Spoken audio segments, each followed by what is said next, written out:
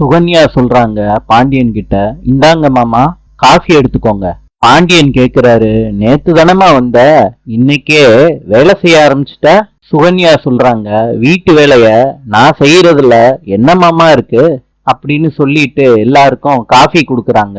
எல்லாரும் வாங்கி குடிக்கிறாங்க. பழனி காஃபிய தயக்கத்தோடயே வாங்கிக்கிறாங்க. அப்ப சுகன்யா ரூம்ல சொன்ன ஞாபகம் தான் பழனிக்கு வருது. வீட்டு வேலையெல்லாம் என்னால செய்ய முடியாது, நீங்க எதுவும் பேசாதீங்க, நான் சொல்றது மாத்திரம் கேளுங்க.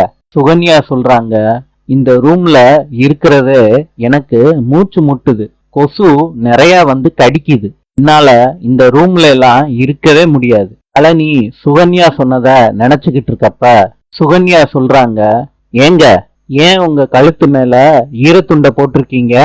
உங்களுக்கு காய்ச்சல் வந்துட போகுது, அந்த ஈரத்துண்டை என்கிட்ட கொடுங்க அப்படின்னு சுகன்யா வாங்குறாங்க. அப்ப பாண்டியன் கேக்குறாங்க, என்னம்மா, உனக்கு ரூம் எல்லாம் சௌரியமா இருக்கா அப்படின்னு கேக்குறாங்க. அதுக்கு சுகன்யா சொல்றாங்க, மாமா, ரூம் எல்லாம் சௌரியமா தான் இருக்கு.